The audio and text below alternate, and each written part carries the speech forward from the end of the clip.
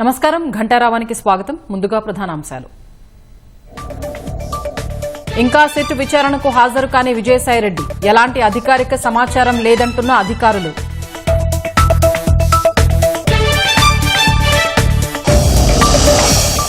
భూమన డ్రామాలు ఆపాలని కూటమి నేతల ఆగ్రహం, గోవిందుడి పేరెత్తే అర్హత వైసీపీ నేతలకు లేదని ధ్వజం.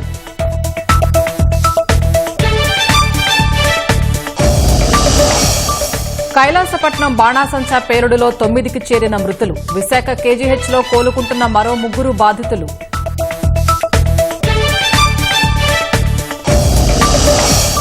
శ్రీ సత్యసాయి జిల్లా చాకర్లపల్లి వద్ద హంద్రనీవా కాలువకు గండి, నీరు వృధాతో రైతుల్లో ఆందోళన.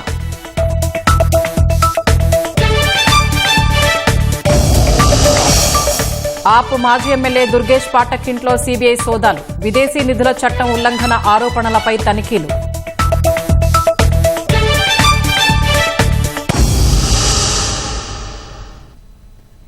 తిరుపతిలోని శ్రీ వెంకటేశ్వర గోశాల వద్ద నాటకీయ పరిణామాలు చోటు చేసుకున్నాయి. గోశాలను సందర్శించిన కూటమి ఎమ్మెల్యేలు భూమన కరుణాకర్ రెడ్డికి ఫోన్ చేశారు.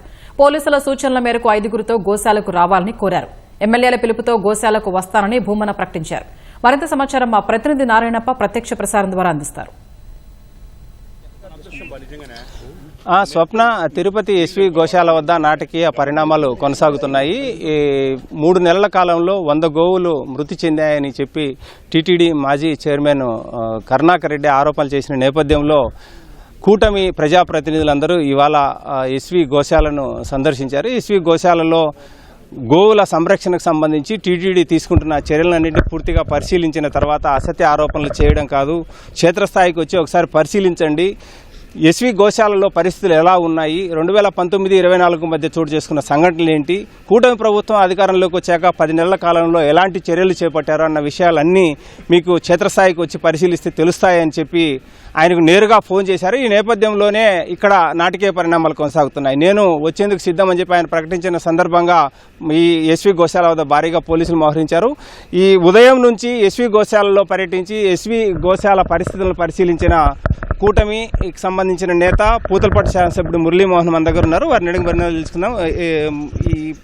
ఇప్పుడు నాటకీయ పరిణామాలు చోటు చేసుకుంటున్నాయి, దీనికి అంతటికీ కారణం ఏమనుకుంటారు? రాజకీయాల కోసం, రాజకీయ ప్రయోజనాల కోసం పవిత్రమైనటువంటి గోవులని వాడుకున్నటువంటి నీచ వ్యాఖ్యలపైన ఈరోజు మేమందరం కూడా ఇక్కడికి రావడం జరిగింది. బరి తెగించి అహంకారంతో పురాణాల్లో కూడా చూసాం గోవులు ఎంత పవిత్రమైనదో, గోధూళి కూడా చాలా పవిత్రమైనది. అలాంటి పవిత్రమైన వెంకటేశ్వర స్వామి వారికి పాలు సమర్పించే ఈ గోశాలకు సంబంధించి అసత్యమైనటువంటి ఆరోపణలు చేయడమే కాకుండా మీరు రండి నేను నిరూపిస్తానని సవాల్ వేసి తొడగొట్టినటువంటి కరుణాకర్ రెడ్డి ఎక్కడున్నాడు, ఎందుకు రాలేదు?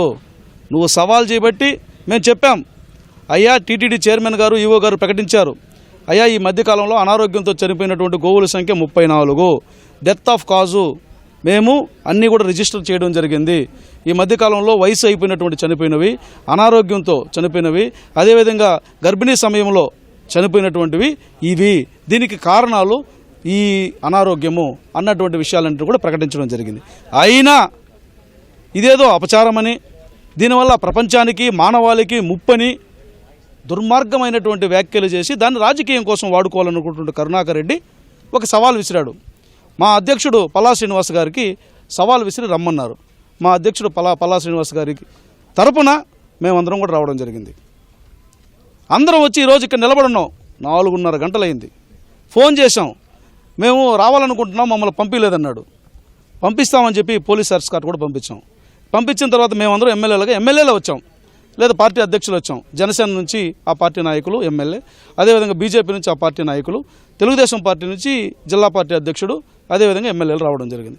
మిమ్మల్ని కూడా మీరు మీ పార్టీకి ప్రాతినిధ్యం వహిస్తున్నటువంటి ఎంపీ గారిని రమ్మని చెప్పాం. అలా కాకుండా మేము 100 మందితో వస్తాం, 1000 మందితో వస్తాం, ఆ రోజు చెప్పా 100 మందితో వస్తాం, 1000 మందితో వస్తామని. మేము ప్రొసెసర్ వస్తాం, మాకు పర్మిషన్ కావాలి అడిగా. పోలీస్ ఎస్కార్ట్ పెట్టి పంపించిన తర్వాత కూడా మళ్ళా డొంక తిరుగుడు మాటలు మాట్లాడి ఇక్కడికి రాకుండా పోయాడు.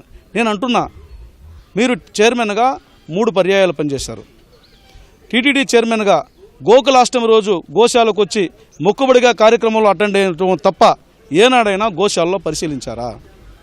గోశాలకు సంబంధించినటువంటి విషయాలపైన మీరు శ్రద్ధ వహించారా? మీకు గోశాల గురించి అర్హత ఉందా?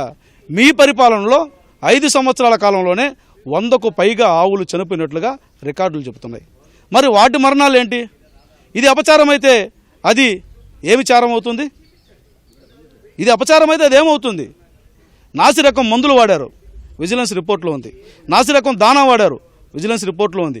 అవి తిన్న పాపం వల్లనే వాటికి అనారోగ్యం వచ్చాయి. ఇప్పుడు వచ్చి మాకు 5 ఏళ్ళు కాల, 9 నెలల కాలంలో వాటి పర్యవసానమే ఇది. మీరు నాసిరకం మందులు వాడినట్టుగా మీరు అధికారంలో ఉన్నప్పుడు, మీరు చైర్మన్గా ఉన్నప్పుడు విజిలెన్స్ రిపోర్ట్ ఇచ్చింది. అదేవిధంగా దానా స్కాము, తిరుపతిలో ఉన్నటువంటి పశువులకి టన్నుకు 1400 రూపాయల చిల్లర అవుతే పలమనేరులో ఉన్నటువంటి వాటికి అక్కడ ల్యాండ్ ఇచ్చి, తర్వాత గ్రాసానికి అవసరమైనటువంటి సౌకర్యం ఇచ్చి, తర్వాత నీళ్లు బోర్లే ఇచ్చి అన్నీ ఇచ్చినా కూడా అక్కడ దగ్గర 300 రూపాయల టన్నుకి ఎక్స్ట్రా. ఇది స్కాములు మయమైనటువంటి మీరు రాజకీయాల కోసం. మొన్న ఒక పాస్టర్ చనిపోతే రాజకీయాల కోసం వాడుకున్నారు. ఇప్పుడు ఒక గోవు చనిపోతే వాడుకుంటాను. నేను ఒకటే చెప్తున్నాను, ఇది 100,000 గోవులు నడయాడినటువంటి పవిత్ర స్థలము. గోధూలి ఎంత పవిత్రమైనదో మీకు తెలుసు, గోధూలి ఎంత శ్రేష్టమైనదో మీకు తెలుసు. పురాణాల నుంచి ఎంతో ప్రాశస్త్యం కలిగినటువంటి, ప్రాధాన్యత కలిగినది గోధూలి. గోధూలి కోసం సాయంత్రం పెద్ద పెద్ద మునులు కూడా వెళ్ళినటువంటి సందర్భాలు ఉన్నాయి. ఇక్కడ ఈ గోధూలిలో మీ పార్టీ మీరు కొట్టుకుపోతారు. ప్రతిసారి మీరు గమనిస్తున్నారు, ఒకసారి పింక్ డైమండ్ అంటారు, ఒకసారి ఏదో వ్యవహారం అంటారు. ఇట్లా తిరుమలని రాజకీయ క్షేత్రంగా మార్చుకొని, అధికారంలో ఉన్నంతకాలం దాన్ని ఒక కాంట్రాక్ట్లో కుంభకోణంగా మార్చుకొని, నకిలీ నెయ్యి, కల్తీ లడ్డూలు, ఏది పడితే అది చేసేసి అసలు మొగును కొట్టి మొగసాలకు ఎక్కినట్టు చేసిన పాపాలన్నీ మీరు చేసేసి పవిత్రమైనటువంటి గోవులతో రాజకీయాలు చేయాలనుకుంటున్నారా? చూసారా ఎంత బలిష్టంగా ఉన్నాయో? చూసావా? ఎప్పుడైనా చూసుంటావా ఎంత బలిష్టంగా ఉన్నాయి, ఎంత ఆరోగ్యంగా ఉన్నాయి, ఎంత ఆహ్లాదంగా, ఎంత స్వేచ్ఛగా అవన్నీ ఉన్నాయి. ఈ గోశాల ఆరోపణ చేసే ముందు అహంకారం నెత్తికెక్కి మాట్లాడడం కాదు. ఎవరి మీద ఆరోపణ చేస్తున్నాం, దేని మీద ఆరోపణ చేస్తున్నాం అంటే, దేవుడు రాజకీయాల్లో అధికారంలో ఉన్నంతకాలం దేవుణ్ణి పూజించడం, అధికారం అయిపోగానే తిరిగి మళ్ళా దాన్నే రాజకీయాల కోసం వాడుకోవడమా? 3 సార్లు టీటీడీ చైర్మన్గా అవకాశం ఇచ్చాడా భగవంతుడు? ఆ భగవంతుడికి పాలు పోసి ఆవుల మీదనా నీ రాజకీయం? ఏమనిపించట్లా? జేసీబీ కూడా తెచ్చిపెట్టున్నావు, వస్తానన్నావు, ఏదో పార్టీ పెట్టిన తీయిస్తానన్నావు, రా, ఇంకా గంట సేపు వెయిట్ చేయాలని చెప్పి అందరూ అనుకున్నాం. నువ్వు వచ్చి నిరూపించు, లేదంటే ముక్కు నేలకు రాసి మాగ్గా క్షమాపణ చెప్పాల్సింది, గోమాతకు క్షమాపణ చెప్పు. అయినా మీరు చేసినటువంటి పాపం పరిష్కారం కాదు. గోవుకు పూజ చేసి గోపంచితం నెత్తిన చల్లుకొని మీ ఇంటి మీద చల్లుకుంటే తప్ప మీరు చేసినటువంటి పాపం గోహత్య కన్నా పాపమైనటువంటి వ్యాఖ్యలు చేశారు మీరు. గోహత్య చేసిన వాడికి ఎంత పాపం వస్తుందో తెలియదు, కానీ మీరు చేసినటువంటి వ్యాఖ్యల వల్ల 100 గోవులు చనిపోయినాయి, చంపబడ్డాయి అన్నటువంటి మీ వ్యాఖ్యల వల్ల యావత్ గోజాతి మిమ్మల్ని శపిస్తుంది. గోమాత శాపం అనేది ఊరికే పోదు. గోమాత శాపానికి, ఆగ్రహానికి గురైనటువంటి మీరు ఖచ్చితంగా ఈ పాపానికి మీరు, మీ పార్టీ 1000 గొడ్లను తిన్నటువంటి రాబందు ఏ విధంగా అయితే గాలివానకు కొట్టుకుపోతుందో, గాలివానికి సమాప్తం అవుతుందో, మీరు శిశుపాలుడు ఏ విధంగా అయితే 100 తప్పులు చేసిన తర్వాత శ్రీకృష్ణుడి చేత పరిసమాప్తి కాబడతాడో, ఈరోజు మీరు చేసినటువంటి శవ రాజకీయాలు మొదలుకొని, చిల్లర రాజకీయాలు మొదలుకొని, మత రాజకీయాలు మొదలుకొని, వ్యాపార రాజకీయాలు మొదలుకొని అన్నిటికీ ముగింపు పలికింది. చివరగా ఈ గోధులతో మీరు మీ పార్టీ కొట్టుకుపోవడం ఖాయమని మాత్రం స్పష్టంగా చెప్పదలుచుకున్నా. సో ఇది పరిస్థితి. నేరుగా ఫోన్ చేసి రావాలని చెప్పి కోరినప్పటికీ ఆయన బందోబస్తు ఇవ్వాలని చెప్పి కోరారు. అదే మేరకు ఆయన ఇంటి దగ్గరికి ఎస్ఐ స్థాయి అధికారి వెళ్ళి రావాలని కోరారు. కానీ తాను ఒకనే కాదు, మా పార్టీ నాయకులందరూ రావాలని చెప్పి ఆయన మరోసారి మాట్లాడడంతో ఈ అంశం ఇప్పుడు ఇలానే కొనసాగుతోంది. ఆయన ఇక్కడికి నేరుగా వస్తారా రారా అన్నది మరికొద్దిసేపట్లో తెలిసేందుకు అవకాశం ఉంది. ఇది ఇక్కడ ఉన్న తాజా పరిస్థితి. కెమెరామెన్ భాస్కర్తో వినారాయణప్ప, ఈటీవీ న్యూస్, తిరుపతి. కేవలం శాంతి భద్రతల దృష్ట్యానే అందరికీ తెలిసిందే. ఇప్పుడు వాటి దృష్టిలో పెట్టుకునే మనం ఎంతమంది వస్తే బాగుంటుందని ఇది సూచించడం జరిగింది. దానికి సంబంధించి అధికార పార్టీ వాళ్ళు కూడా కొద్ది మందితోటే రావడం జరిగింది. వాళ్ళు కూడా మనం అదే విజ్ఞప్తి చేస్తాం. అంటే ఎంతమంది ఉన్నారు సార్ వైసీపీ కార్యకర్తలు? మీరైతే వ్యక్తిగత సెక్యూరిటీ మాత్రం తీసుకురావాలి, ఒకరే రావాలని చెప్పి మీరు సూచించారు. అన్నారు ఒక 20-30 మంది 40 మంది దాకా ఉన్నారు. బైక్లు కూడా పెట్టుకొని ఉన్నారు. అవన్నీ వద్దనే మనం వాళ్ళు చెప్తున్నాం. దాని గురించి వాళ్ళు మమ్మల్ని పంపించాలని చెప్పి వాళ్ళు మాట్లాడుతున్నారు. కేవలం అంతవరకే. గోమరణాల పైన మీ తరపు నుంచి విచారణ జరుగుతుంది. లేదు, అది ఇప్పుడు గోమర్లానికి సంబంధించి కన్సర్న్ టీటీడీ అధికారులు వాళ్ళు చేస్తారు. దానికి సంబంధించి నేను కామెంట్ చేయకూడదు. మద్యం కుంభకోణం కేసులో విజయసాయిరెడ్డి ఇంకా విచారణకు హాజరు కాలేదు. మరింత సమాచారం మా ప్రతినిధి జయప్రకాష్ ప్రత్యక్ష ప్రసారం ద్వారా అందిస్తారు. స్వప్న, ఈరోజు సిట్ విచారణకు విజయసాయిరెడ్డి హాజరు కావాల్సి ఉంది, ఇంకా హాజరు కాలేదు. కొద్దిసేపటి కిందటే సిట్ అధికారులకు తాను ఈరోజు హాజరు కాలేకపోతున్నాను పలు కారణాల వల్ల అని సమాచారం ఇచ్చినట్లు మనకి తెలుస్తూ ఉంది. మొత్తం మీద సిట్ అధికారులు నోటీసు ప్రకారం, షెడ్యూల్ ప్రకారం అయితే ఈరోజు ఈ నెల 18వ తేదీన విచారణకు హాజరు కావాలని నోటీసులో పేర్కొన్నారు. ఉదయం 10 గంటలకు విజయవాడ సిట్ కార్యాలయానికి రావాలని నోటీసుల్లో తెలిపారు. అయితే ఆయన పలు కారణాల వల్ల 17వ తారీఖే వస్తానని సమాచారం తెలిపినట్లు తెలిసింది. ఈరోజు ఉదయం 10 గంటలకు వస్తారని అందరూ పోలీసులు కూడా, సిట్ అధికారులు కూడా నిరీక్షిస్తున్న పరిస్థితి అయితే నెలకొంది. తాజాగా అందిన సమాచారం ప్రకారం కొన్ని కారణాల వల్ల తాను హాజరు కాలేకపోతున్నట్లు తెలిసింది. అయితే ఈ కారణాలు అంటే ఈరోజు ఆయన కనుక వచ్చినట్లయితే ఖచ్చితంగా పలు కీలక విషయాలు బయటికి తెలిసే అవకాశం మనకి కనబడుతూ ఉంది. ఎందుకంటే వైసీపీలో ఆయన నెంబర్ 2గా వ్యవహరించారు. పూర్తి స్థాయి వైసీపీలో జరిగేటువంటి ప్రతి ఒక్క విషయం క్షుణ్ణంగా తెలిసిన వ్యక్తి విజయసాయిరెడ్డి అనుకోవచ్చు. ఆయన చాలామందితోటి పార్టీ ఏర్పడినప్పటి నుంచి ఇప్పటి వరకు దాదాపు అన్ని విషయాల్లో, అంటే క్యాడర్లలోనూ అటు మంత్రుల్లోనూ అన్ని రకాలుగా అన్ని కోణాల్లోనూ విషయాలన్నిటినీ ఆయన సేకరిస్తూ ఉంటాడు. ఆయనకి ప్రతి దానిపైన పట్టు ఉంది. ఈ నేపథ్యంలోనే గతంలో విజయసాయిరెడ్డి ఈ మద్యం కుంభకోణంలో రాజ్ కాసిరెడ్డి కీలక సూత్రధారి అని తెలిపారు. అయితే ఈరోజు విచారణలో పలు కీలక విషయాలు, అదేవిధంగా పూర్తి స్థాయి సమాచారం తెలిసే అవకాశం ఉందని అందరూ భావించారు. తాజాగా వచ్చిన సమాచారం ప్రకారంగా ఎప్పుడు వస్తారు, ఇంకా ఎప్పుడు విచారణకు వస్తాడు అనేటువంటిది ఇంకా తెలియలేదు. మొత్తం మీద ఈరోజు వాయిదా పడినట్లే చెప్పుకోవచ్చు. ఇదే కేసులో మిథున్ రెడ్డి, అదేవిధంగా రాజ్ కాసిరెడ్డి తండ్రి ఉపేందర్ రెడ్డికి కూడా నోటీసులు ఇచ్చారు. ఇంకా పలువురు మద్యం కంపెనీలకు కూడా నోటీసులు ఇచ్చారు. వరుసగా వాళ్ళు విచారణకు హాజరు కావాల్సి ఉంది. ఈరోజు విచారణకు హాజరు కావాలని ఇటు ఉపేందర్ రెడ్డి అంటే రాజ్ కాసిరెడ్డి తండ్రికి కూడా నోటీసులు ఇచ్చిన పరిస్థితి అయితే మనకి కనబడుతుంది. విజయసాయిరెడ్డి తర్వాత మిథున్ రెడ్డి కూడా హాజరు అవుతాడనేటువంటి సమాచారం మనకి తెలుస్తూ ఉంది. ఆయనకు నోటీసులు ఇచ్చిన తర్వాత హైకోర్టులో పిటిషన్ దాఖలు చేసిన పరిస్థితి ఉంది. తాను అడ్వకేట్ అంటే న్యాయవాది సమక్షంలో తనను విచారించేలా, అదేవిధంగా విచారించేటప్పుడు ఆడియో వీడియోలను రికార్డు చేసే విధంగా పోలీసులకి ఆదేశించాలి అని హైకోర్టులో పిటిషన్ దాఖలు చేశారు. ఈరోజు దానిపైన విచారణ చేపట్టనున్నారు. ఇదే విధంగా ఎవరైతే సాక్షులుగా కానీ, అదేవిధంగా అనుమానం ఉన్న వ్యక్తులు కానీ ఉంటే వాళ్ళకి నోటీసులు ఇచ్చి వారి ద్వారా అటు రాతపూర్వకంగాను, మరొక వైపు వాళ్ళని ప్రత్యక్షంగా విచారణ చేసి వారి నుంచి సమాచారం రాబడుతూ ఉన్నారు సిట్ అధికారులు. గత కొద్ది రోజుల నుంచి సిట్ పూర్తి స్థాయి దర్యాప్తు చేపడుతూ ఉంది.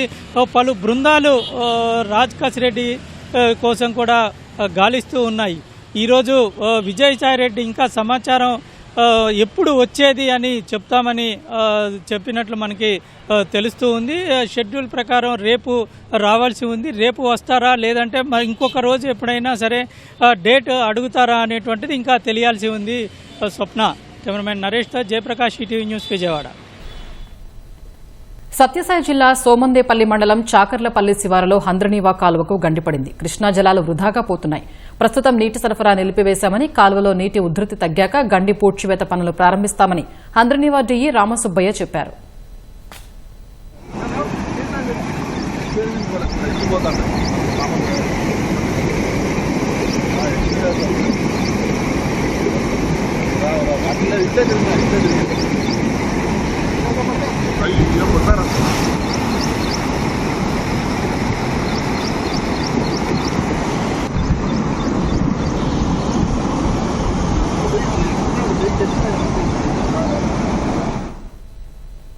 రాజధాని అమరావతి పనుల పునః ప్రారంభోత్సవానికి ప్రధాని మోదీ షెడ్యూల్ ఖరారైంది. మే 2 సాయంత్రం 4 గంటలకు ప్రధాని మోదీ రాజధాని పనులు ప్రారంభించనున్నారు.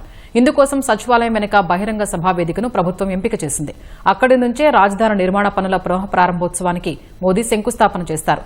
ఉమ్మడి గుంటూరు, కృష్ణా, ప్రకాశం, పశ్చిమ గోదావరి జిల్లాల నుంచి ప్రజలు హాజరయ్యేలా ఏర్పాట్లు చేస్తున్నారు. ప్రధాని పర్యటన ఏర్పాట్ల కోసం మంత్రుల కమిటీని కూడా ప్రభుత్వం నియమించింది. ఎస్పీజీ బృందం భద్రతా ఏర్పాట్ల పర్యవేక్షణకు రానుంది. కడప జిల్లాలో సిమెంటు పరిశ్రమలపై జులుం ప్రదర్శిస్తున్న బీజేపీ ఎమ్మెల్యే ఆదినారాయణ రెడ్డి ఆగడాలను పోలీసులు తీవ్రంగా పరిగణిస్తున్నారు. కడప జిల్లా ఎర్రగుంట్ల మండలం చిలమకూరు వద్ద అల్ట్రాటెక్ సిమెంటు పరిశ్రమ వాహనాల్ని అడ్డుకున్నందుకు ఆదినారాయణ రెడ్డి అనుచరుడు జగదీశ్వరరెడ్డి సహా మరికొందరిపై ఎర్రగుంట్ల పోలీస్ స్టేషన్లో కేసు నమోదైంది. పరిశ్రమలో కాంట్రాక్టు పనులు తమకే ఇవ్వాలని ఎమ్మెల్యే ఒత్తిడి చేస్తున్నట్టు అల్ట్రాటెక్ కంపెనీ ప్రతినిధులు జిల్లా కలెక్టర్ ఎస్పీకి ఫిర్యాదు చేశారు. ఫ్లైయాష్ సున్నప్రాయి రవాణాను ఎమ్మెల్యే ఆయన అనుచరులు అడ్డుకుంటున్నట్లు ఆరోపించారు. గతంలో ఆర్టీపీపీ ఫ్లైయాష్ సరఫరా విషయంలో జేసీ ప్రభాకర్ రెడ్డి, ఆది వర్గీయుల మధ్య గొడవ జరిగి సీఎం చంద్రబాబు దృష్టికి వెళ్లింది. ముఖ్యమంత్రి మందలింపుతో వెనక్కి తగ్గిన ఆది ఈసారి అల్ట్రాటెక్ పరిశ్రమ జోలికి వెళ్లారు.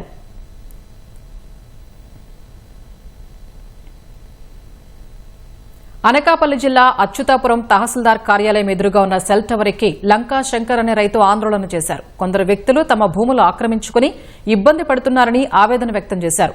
పట్టాదారు పాస్ పుస్తకం మంజూరు చేయాలంటూ పెట్రోల్ బాటిల్తో నిరసన తెలిపారు. పైడి తల్లమ్మ మాన్యం భూముల్లో అవకతవకలపై విచారణ చేయాలని కోరారు. ఘటనా స్థలికి చేరుకున్న పోలీసులు, అధికారులు నచ్చజెప్పి రైతు సెల్ టవర్ నుంచి కిందకు దిగేలా చేశారు. న్యాయం చేస్తామని అన్నదాతకు హామీ ఇచ్చారు.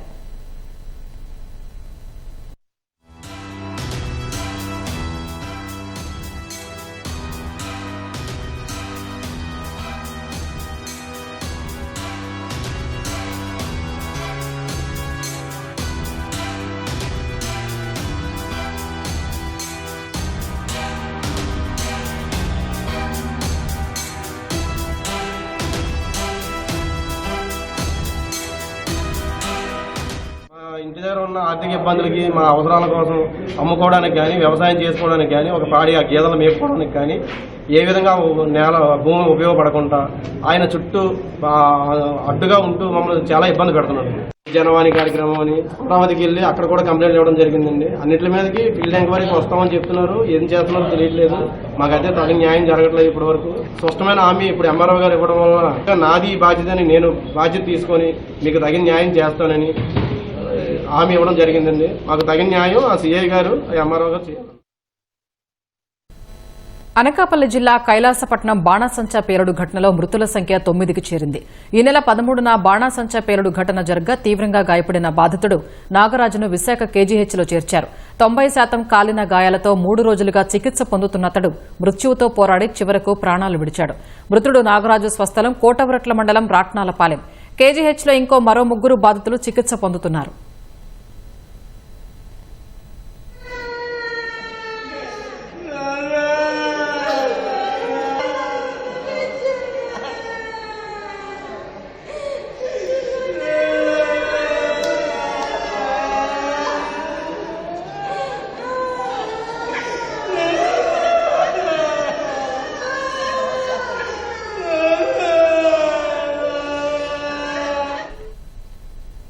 అతివేగంతో వెళ్లి లారీని కారు ఢీకొట్టిన ఘటనలో ఒకరు మృతి చెందగా 7గురికి గాయాలయ్యాయి. ఏలూరు జిల్లా జంగారెడ్డిగూడెం మండలం తాడువాయి వద్ద జాతీయ రహదారిపై ఈ ప్రమాదం జరిగింది. జంగారెడ్డిగూడెం నుంచి వస్తున్న లారీని అశ్వారావుపేట వైపు వెళుతున్న స్విఫ్ట్ డిజైర్ కారు అదుపు తప్పి ఢీకొట్టింది. కోమటి స్వామి అనే యువకుడు అక్కడికక్కడే మృతి చెందాడు. కారులో ప్రయాణిస్తున్న మిగిలిన 7గురిని జంగారెడ్డిగూడెం ఏరియా ఆసుపత్రికి తరలించారు. తాడేపల్లిగూడెం సెస్సి ఇంజనీరింగ్ కళాశాలలో బీటెక్ మొదటి సంవత్సరం చదువుతున్న 8 మంది విద్యార్థులు కారు అద్దెకు తీసుకున్నారు. వీరిలో భద్రాచలానికి చెందిన ఓ విద్యార్థి తన పుట్టినరోజు సందర్భంగా స్వస్థలానికి బయలుదేరారు. 5గురు ఎక్కాల్సిన కారులో 8 మంది ప్రయాణించడంతో పాటు అతివేగమే ప్రమాదానికి కారణంగా భావిస్తున్నారు. నెల్లూరు జిల్లా సంగం వద్ద ఓ కారు కల్వర్టును ఢీకొట్టి పక్కనున్న పంట కాల్వలో పడింది. దీంతో ఒక్కసారిగా మంటలు చెలరేగి కారు పూర్తిగా దగ్ధమైంది. కారులో ఉన్న 4గురిని స్థానికులు బయటకు తీశారు. అప్పటికే 2కి మంటలు అంటుకుని తీవ్రంగా గాయపడ్డారు. వారిని హుటాహుటిన ఆత్మకూరు జిల్లా ఆసుపత్రికి తరలించారు. కారులోని 4గురు నెల్లూరుకు చెందిన క్రాంతి కుమార్, రేవంత్, జశ్వంత్, అజయ్ కుమార్ గా గుర్తించారు. ప్రమాదం జరిగినప్పుడు వీరు మద్యం సేవించి ఉన్నట్లు స్థానికులు తెలిపారు.